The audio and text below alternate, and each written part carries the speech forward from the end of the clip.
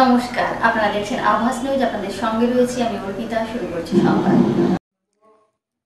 একই দিনে পশ্চিম মেদিনীপুরের সবং থানা এলাকার এক যুবক এবং তার নাবালিকা প্রেমিকার দেহ উদ্ধারের ঘটনায় শোরগোল। পরিবার ও হাসপাতাল সূত্রে দাবি দুজনেই বিষপান করেছিলেন। পুলিশ জানিয়েছে তাদের দেহ ময়না তদন্তের জন্য পাঠানো হয়েছে। সেই রিপোর্ট হাতে পাওয়ার পরে মৃত্যুর কারণ স্পষ্ট হবে। সবং থানা এলাকার এক 16 বছরের নাবালিকার সঙ্গে সম্পর্কে জড়িয়ে পড়েছিলেন স্থানীয় বছর 22-এর এক যুবক। কয়েক মাস আগে দুজনে বাড়ি ছেড়ে পালিয়ে গিয়েছিলেন। একটি মন্দিরে নাবালিকাকে সিঁদুর দানও করেন যুবক। এরপরে সবংয়ে নিজের বাড়িতে ফেরেন। সেই সময় যুবকের পরিবার নাবালিকার পরিবারের সঙ্গে যোগাযোগ করে। যুবকের এক কাকার দাবি সেই সময় মেয়েকে ফিরিয়ে নিয়ে যেতে রাজি হয়নি তার পরিবার। তার আরও অভিযোগ, গত 11ই অক্টোবর মেয়ের জামাইবাবু সবং থানায় নিখোঁজ ডায়েরি করেন। সেই অভিযোগের ভিত্তিতেই সবং থানার পুলিশ ওই নাবালিকাকে উদ্ধার করে তার পরিবারের হাতে তুলে দেয়। পরে কাজের সূত্রে পূর্ব মেদিনীপুরের একটি এলাকায় গ্রিলের কাজ করতে গিয়েছিলেন ওই যুবক। তার পরিবারের অভিযোগ, সেই সময় মেয়েটি প্রেমিককে ফোন করে জানায় পরিবারের লোকজন জোর করে তার অন্যত্র বিয়ে দেওয়ার চেষ্টা করছে। এই খবর পাওয়ার পরে গত বুধবার দুজনে ফের বাড়ি ছেড়ে পালিয়ে যান। এই ঘটনার জেরে সবং থানার পুলিশ বুধবার রাতে ওই যুবকের বাবাকে আটক করে। সেই খবর পেয়ে বৃহস্পতিবার দুপুরে তারা যুবকের গ্রামে ফিরে আসেন। কিছুক্ষণ সেখানে থেকে বাইকে করে বেরিয়ে যান। পরিবারের লোকজন অনেক খুঁজেও তাদের হদিশ পাননি। পরে তারা খবর পান দুজনেই একসঙ্গে বিষ পান করেছেন। তাদের উদ্ধার করে প্রথমে সবং গ্রামীণ হাসপাতালে নিয়ে যাওয়া হয়। সেখানে তাদের শারীরিক অবস্থার অবনতি হওয়ায় দুজনকে মেদিনীপুর মেডিকেল কলেজ ও হাসপাতালে ভর্তি করা হয়। শুক্রবার সকাল 9টা 40 মেদিনীপুর মেডিকেল কলেজ ও হাসপাতালে মৃত্যু হয় ও নাবালিকার। এরপর সেখান থেকে যুবককে চিকিৎসার জন্য তমলুকে স্থানান্তরিত করার পথে মৃত্যু হয় তার। এই ঘটনায় এলাকায় শোকের ছায়া। পুলিশ জানিয়েছে গোটা ঘটনার পূর্ণাঙ্গ তদন্ত করা হবে।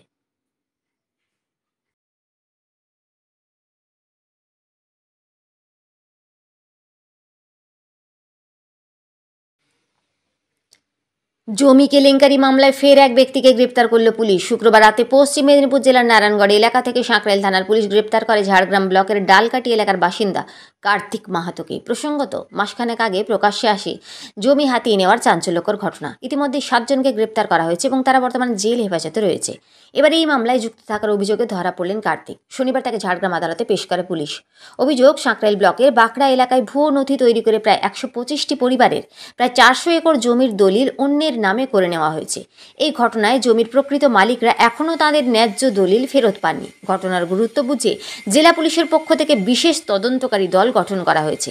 তদন্তে উঠে আসছে একের পর এক নতুন তথ্য, আর তাতেই গ্রেফতারের সংখ্যা বাড়ছে। জমি কেলেঙ্কারি নিয়ে এলাকায় চাঞ্চল্য ছড়িয়েছে।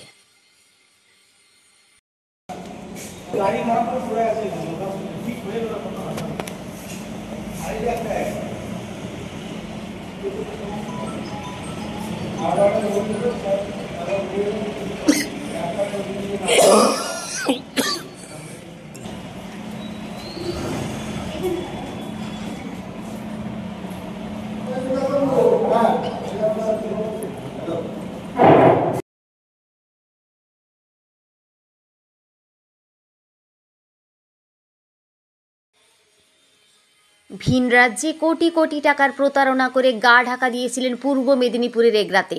শুভেন্দু মাইতি নামে প্রতারককে গ্রেপ্তার করল নাগপুর পুলিশ। জানা গেছে অভিযুক্তের বাড়ি এগরা থানার পাঁচরোল এলাকায়। নাগপুর থানায় ওই যুবকের নামে আর্থিক তছরূপের প্রচুর অভিযোগ জমা পড়ে। বৃহস্পতিবার গভীর রাতে অভিযুক্তকে বাড়ি থেকে নাগপুর থানার পুলিশ গ্রেপ্তার করে। ওই যুবকের কাছ থেকে 2টি ল্যাপটপ ও 4টি মোবাইল সহ অনলাইন প্রতারণার প্রচুর নথি বাজেয়াপ্ত করে। কলকাতায় একটি প্রতিষ্ঠানে কাজ করতেন ওই যুবক। কলকাতায় বসেই ভিন রাজ্যের বাসিন্দাদের সঙ্গে অনলাইনে প্রতারণার অভিযোগ রয়েছে ওই যুবকের বিরুদ্ধে। শুক্রবার ওই যুবককে আদালতে পেশ করে পুলিশ। রিমান্ডে অভিযুক্তকে নাগপুর নিয়ে যাওয়া হবে বলে পুলিশ সূত্রে খবর। এই চক্রে আর কারা জড়িত সে ব্যাপারে তদন্ত করে দেখা হচ্ছে। নাগপুর ছাড়াও অন্য কোথাও ওই যুবকের নামে অভিযোগ রয়েছে কিনা সে ব্যাপারে ঘেঁটে দেখা হচ্ছে।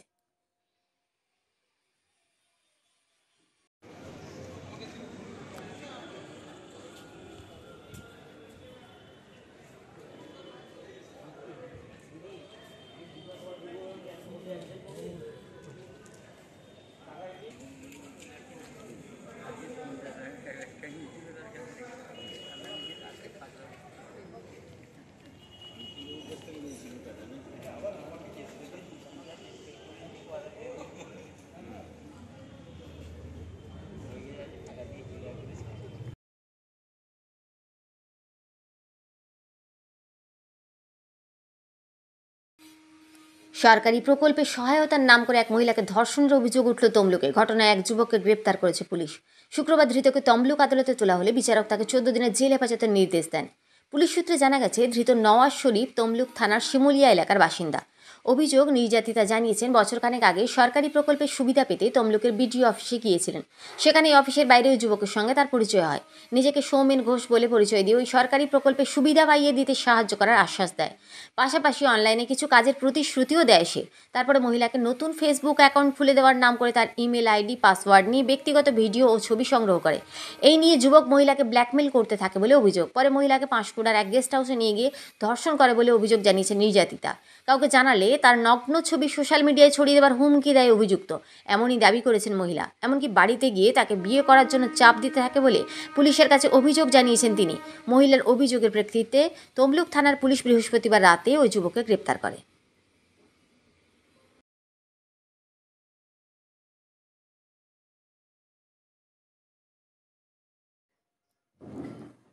শনিবার ঝাড়গ্রাম জেলার সাঁকরাইল ব্লকের কেশিয়াপাতা হাই স্কুলের কমিউনিটি হলে অনুষ্ঠিত হল তৃণমূল কংগ্রেসের বিজয় সম্মেলনী। এদিন নবীন প্রবীণ মিলিয়ে প্রায় 550 জন কর্মী সমর্থককে সংবর্ধনা জানানো হয়। বুথ সভাপতি, অঞ্চল সভাপতি, পঞ্চায়েত সদস্য, পঞ্চায়েত সমিতির প্রতিনিধিদের উত্তরীয় ও দুর্গা মায়ের ফটো সেট তুলে দেওয়া হয় দলের পক্ষ থেকে। সাঁকরাইল ব্লকে মোট 10টি অঞ্চল রয়েছে। এর মধ্যে 9টি অঞ্চল তৃণমূল পঞ্চায়েত নির্বাচন দখল করলেও খুদমরাই গ্রাম পঞ্চায়েত বিজেপি ও কুর্মী সমাজের জোটের দখলে ছিল। ওই পঞ্চায়েতে মোট 9 জন সদস্যের মধ্যে তৃণমূলের 4, কুর্মী সমাজের 3 এবং বিজেপির 2 জন সদস্য মিলে সংখ্যাগরিষ্ঠতা গড়ে প্রধান নির্বাচন করেছিল। এদিনের বিজয় সম্মেলনীতে খুদমরাই অঞ্চলের কুর্মী সমাজের প্রধান সমীরণ নায়েক এবং ছোটদা গ্রামের বিজেপি কর্মীরা আনুষ্ঠানিকভাবে তৃণমূলে যোগদান করেন। ফলে পুরো খুদমরাই গ্রাম পঞ্চায়েতে তৃণমূলের দখলে চলে আসে। বর্তমানে এই অঞ্চলে তৃণমূলের সদস্য সংখ্যা দাঁড়ালো 5। অন্যদিকে সাঁকরাইল গ্রাম পঞ্চায়েতের গোবিন্দপুর থেকে বিজেপির পঞ্চায়েত সদস্য আরতি নায়েক সহ 5টি পরিবার তৃণমূলে যোগ দেন। একই সঙ্গে লাউদহ অঞ্চল থেকেও বিজেপির 10টি পরিবার যোগদান করেছে বলে দাবি করে তৃণমূল নেতৃত্ব। এই যোগদান কর্মসূচিতে নতুন সদস্যের হাতে দলীয় পতাকা তুলে দেন জেলার চেয়ারম্যান বীরবাহা সরেন টুডু, রাজ্য তৃণমূলের সহ সভাপতি চূড়ামণি মাহাতো, গোপীবল্লভপুরের বিধায়ক ডক্টর খগেন্দ্রনাথ মাহাতো, জেলা পরিষদের সহ সভাধিপতি অঞ্জলি রায়দোলাই, জেলা পরিষদের মেন্টর স্বপন পাত্র, শ্রমিক সংগঠনের জেলা সভাপতি মহাশিস মাহাতো, ব্লক তৃণমূল সভাপতি কমলকান্ত রাউত, সহ সভাপতি অনুপ মাহাতো ও ধীমান মাহাতো সহ নেতৃত্ববৃন্দ। তৃণমূলে যোগ দিয়ে সমীরণ নায়েক বলেন, 2.5 বছর কোনো কাজ করতে পারিনি, এখনও 2.5 বছর বাকি আছে। এই সময়ে মানুষের স্বার্থে উন্নয়নের কাজ করতে চাই, তাই আজ তৃণমূলে যোগ দিলাম।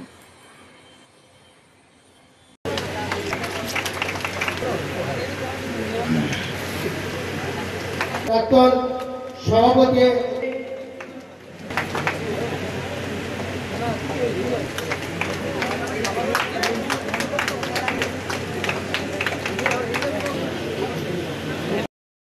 বরণ করে শুরু এরা মাসল করছি হাসদা যুব সভাপতি আপনাকে সঙ্গে সভাপতি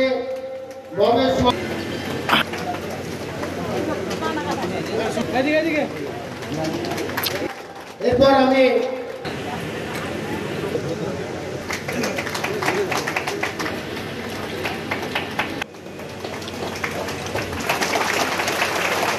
সবাই আমাদের ব্লক তৃণমূল কংগ্রেসের আশিস খিলাড়ি এই ছোটদা মন্ডল যুব সভাপতি ছিল। মৃগেন নায়ক গোষ্ঠকালী থেকে জয়েন করছে, বুথ কমিটির মেম্বার ছিল বিজেপি। ভূষণ দোলাই মন্ডল কমিটির সদস্য ছিল। প্রেমচাঁদ রানা বুথ কমিটির মেম্বার ছিলেন। আমাদের প্রধান সাহেব সমীরণ নায়েক,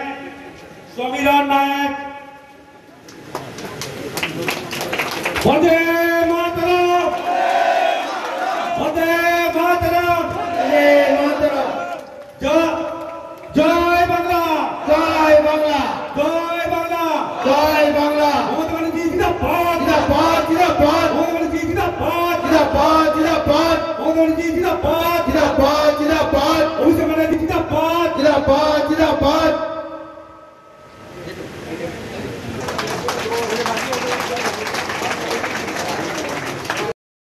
কেন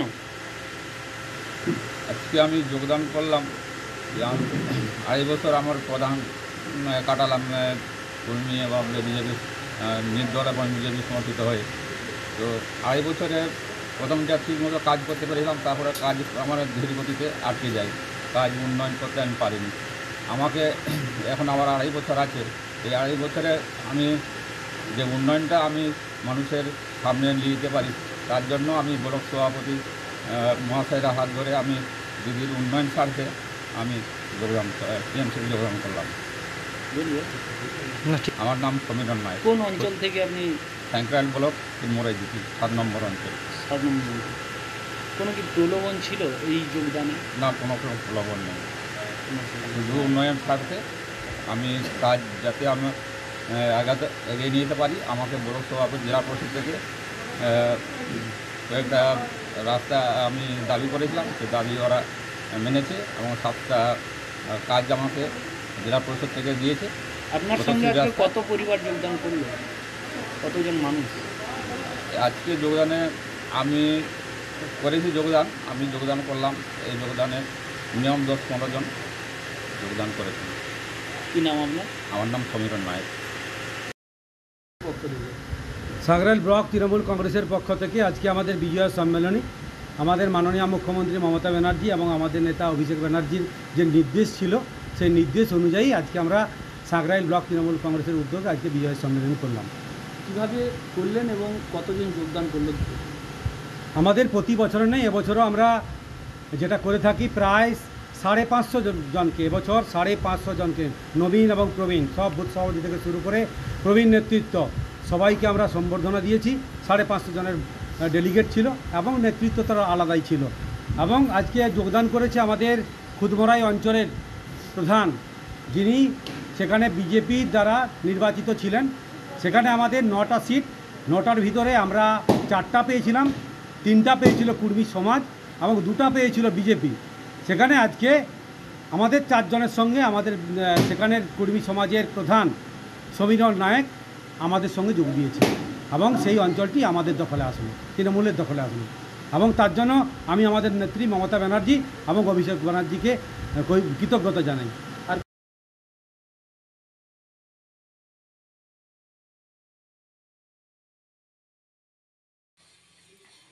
দুদিন নিখোঁজ থাকার পরে শনিবার সকালে বাড়ির কাছের পুকুর থেকে গৃহবধূর পচা মৃতদেহ উদ্ধার করল জোড়াগিড়িয়া থানার police.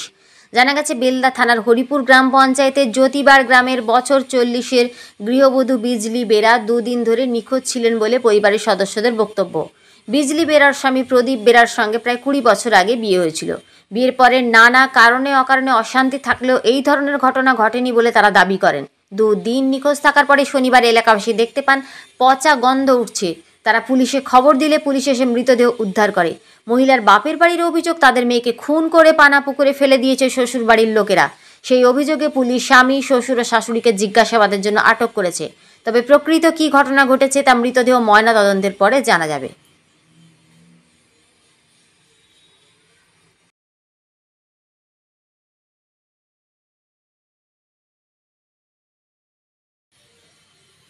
Belda lion school life and লাইটের বাৎসরিক পুরস্কার বিতরণী সভা ও সাংস্কৃতিক অনুষ্ঠান শনিবার বেলদা গঙ্গাধর একাডেমিতে অনুষ্ঠিত হলো।